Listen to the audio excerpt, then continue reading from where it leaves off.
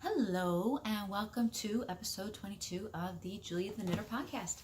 My name is Julia and I am coming to you from Queens, New York, where I live with my handsome husband, my two crazy kids, and my wild beast of a dog. Happy New Year! And I am so glad that those of you who have been following along the way are back and here for another episode, and a great big hi there to anyone who is new and just joining us for the first time.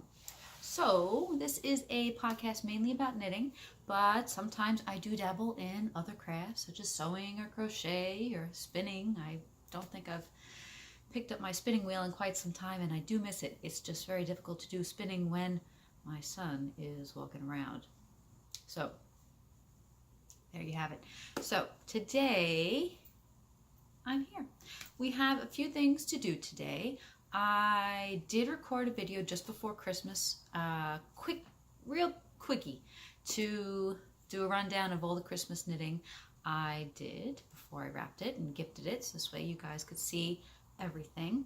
I will be adding that video onto this, so this way you guys can see what I did. Some of it you have seen in progress throughout the previous episode, and some of the stuff you haven't seen, so that'll be cool. And we have a winner to announce. So if you've been following along, you will know that I have been hosting the Julia the Knitter Jingle All the Way Make-Along. And this was an incentive for me, at any rate, to get my Christmas knitting moving and on its way. And I definitely needed some motivation this year. I just couldn't seem to get myself to knit for anyone else. I just wanted to do selfish knitting all day. I know, I'm terrible, I'm horrible. What are you gonna do? But I did get my butt in gear, and I made a nice little pile of Christmas goods, and they all went off on their merry way, and they were all happily received. But I started to make alongs this way. Maybe you guys needed some inspiration too, and I will announce the winner towards the end of today's video. Or you know what? Maybe I'll just announce it now. So the winner is at Crooked Knits from Instagram. She posted a beautiful sock in progress with this gorgeous greenish colorway. I'm dying to see how the rest of that project comes out. And I will be in touch with you, Steph, about your prize.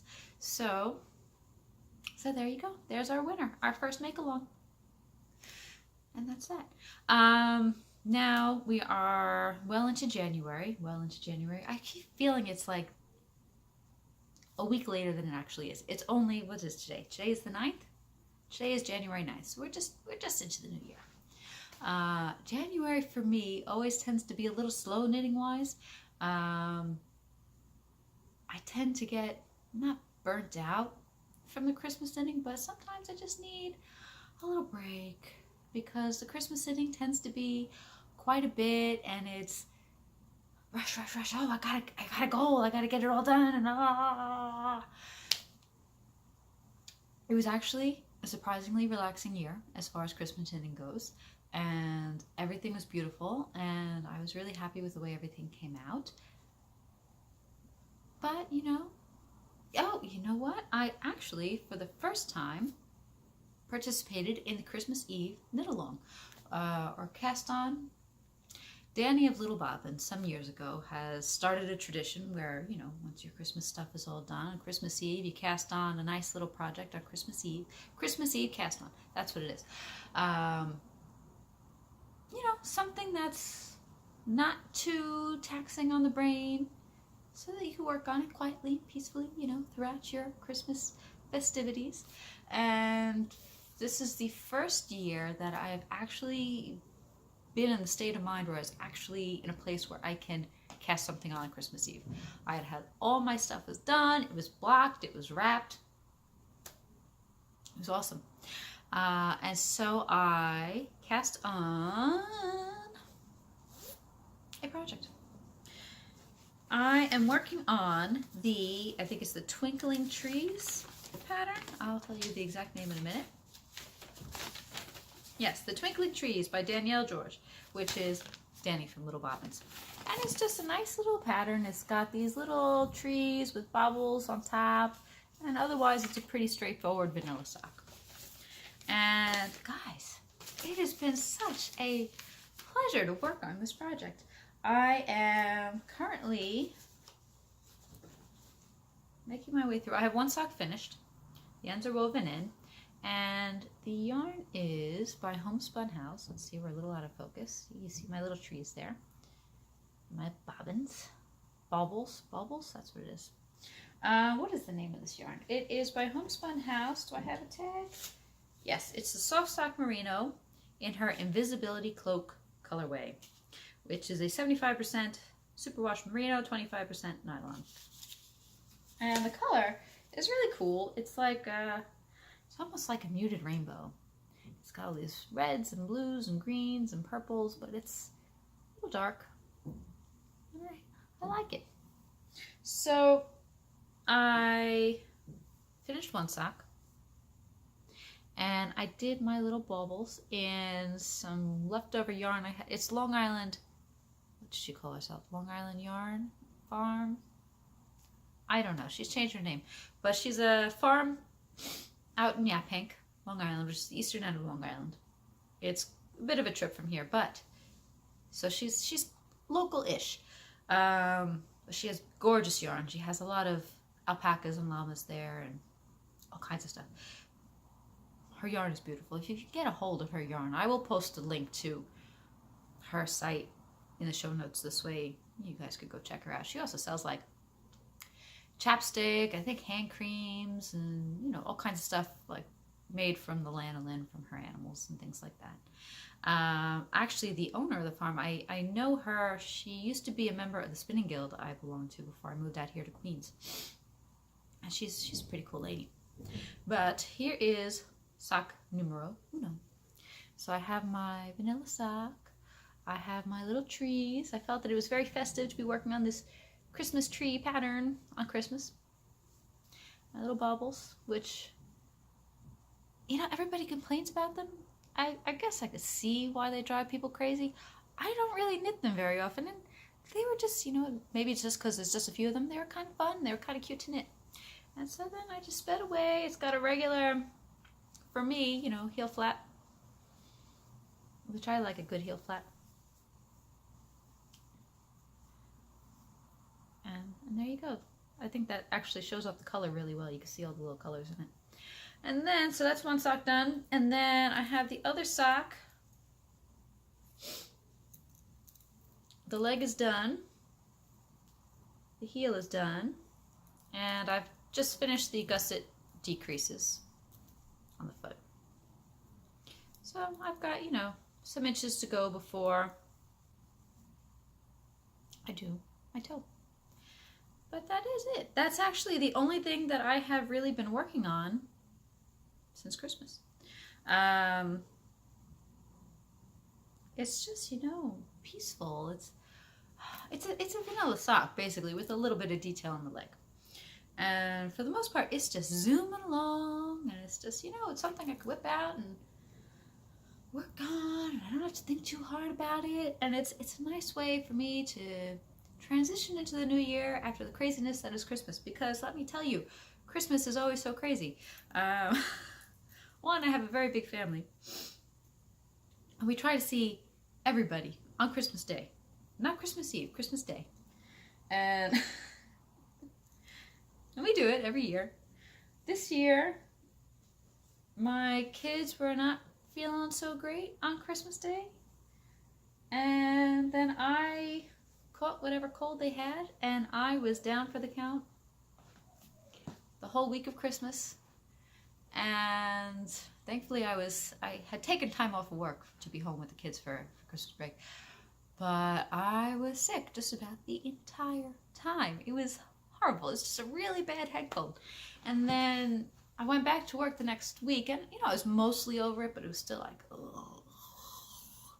You know, when you just, like, you're there, but you're not really there. That's where I was at. Mucinex is a beautiful thing, by the way. But what else did we do? So we had Christmas Day, and we saw everybody, and we all worked on getting over this cold, and then we chanced upon some tickets to go see the Rockettes on New Year's Day. So my daughter and I had a girls' day in the city, and we went to go see the Rockettes. And I had never seen the Rockettes Christmas Spectacular before. In fact, I've never actually been inside a Radio City Music Hall. Somebody who's lived in New York their entire life, I know people were just like gobsmacked by that fact when they found out. But no, so it was really, it was such a great day.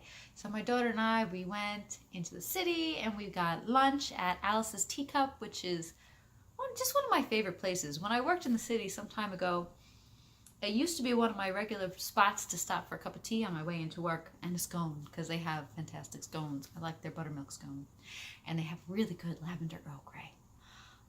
But it's all loose leaf tea, and they have a huge variety of teas. I think they even do tea cocktails, if you're so inclined. But most of their food is like tea time stuff, like little sandwiches and things like that, and it's nice.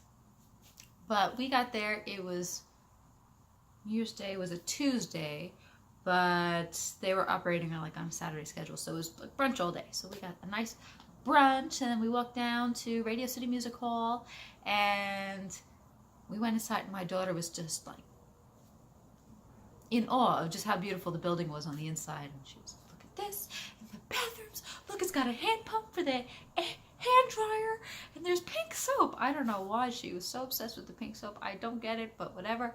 It just made her little heart sing. And I have to say, the Rockettes were magical. There is no other word to describe how magical that show was. It was really cool. Then we went home and made some dinner, and we joined the boys, and there you have it. So it was just a busy few days.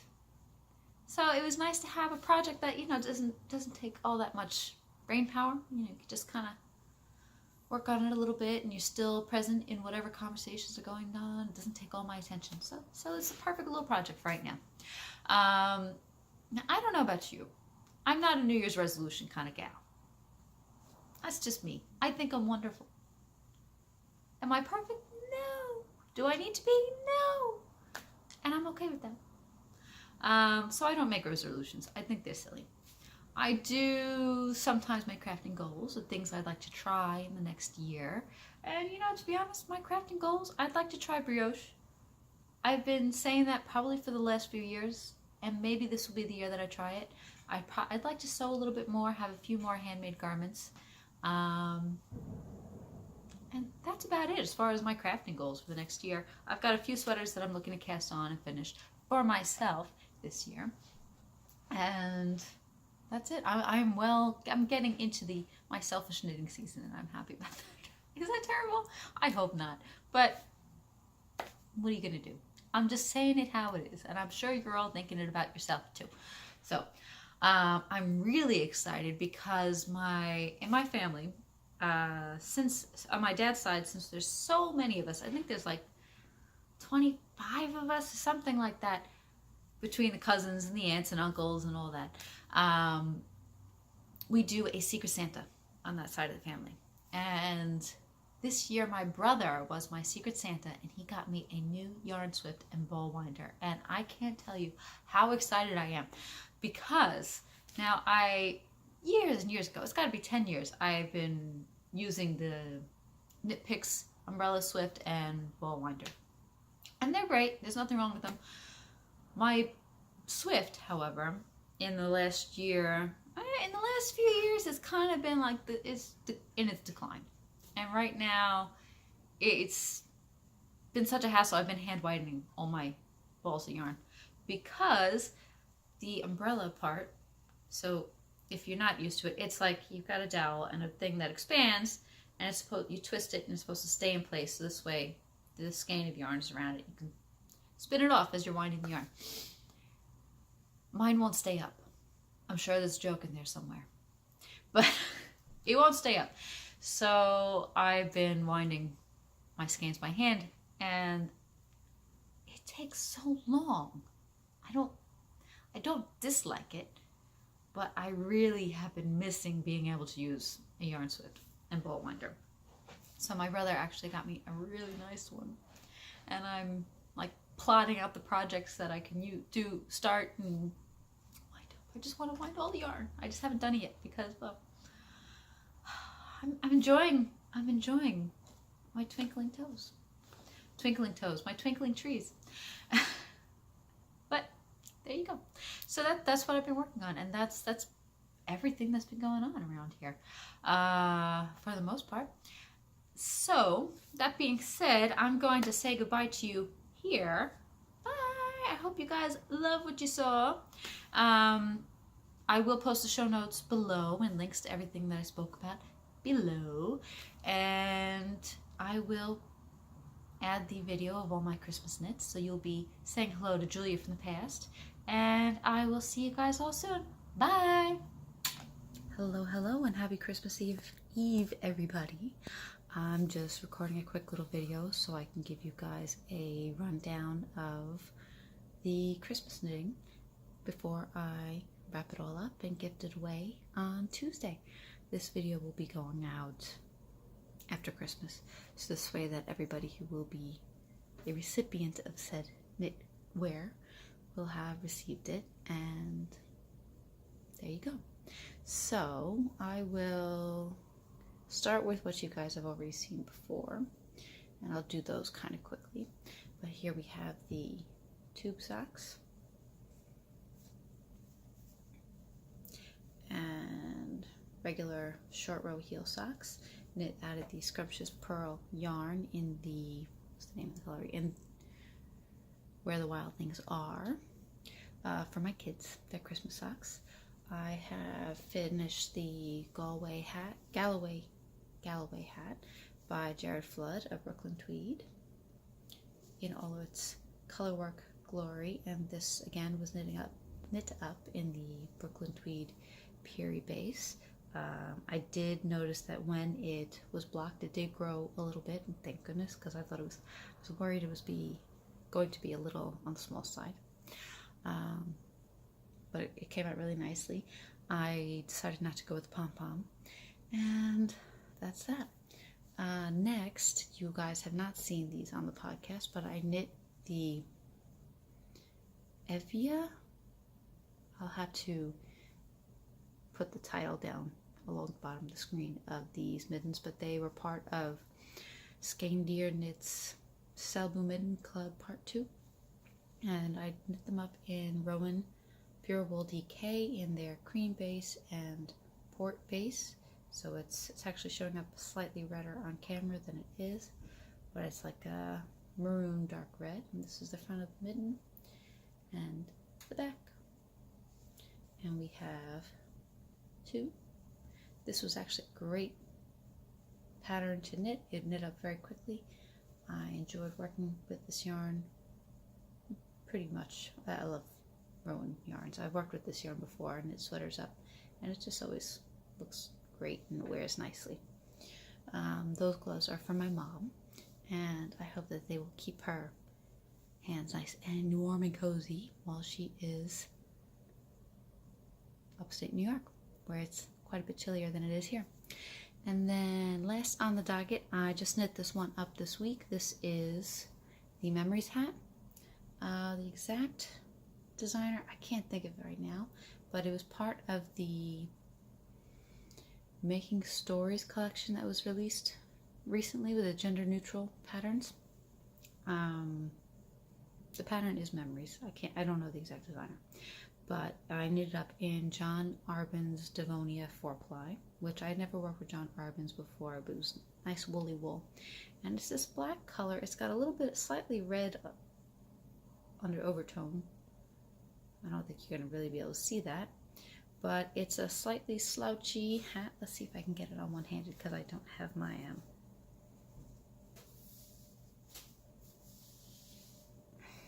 this is, I know. It's a slightly slouchy beanie. The recipient is not me. Oh, there's my hair, my goodness. It's for my cousin. He is a man, obviously, and he has a bit of a bigger head, as most of the members of my family do. But it is a really cozy hat, and I really like the way it came out. I think it'll fit him nicely. I think the yarn will wear nicely, and it feels very lightweight. It's a fingering weight yarn, but you feel it's going to be really warm. It's very woolly. So that is the knitting roundup. So I will insert this into my next podcast episode, and this way you have all that to see. I'll see you all soon. Bye. Merry Christmas.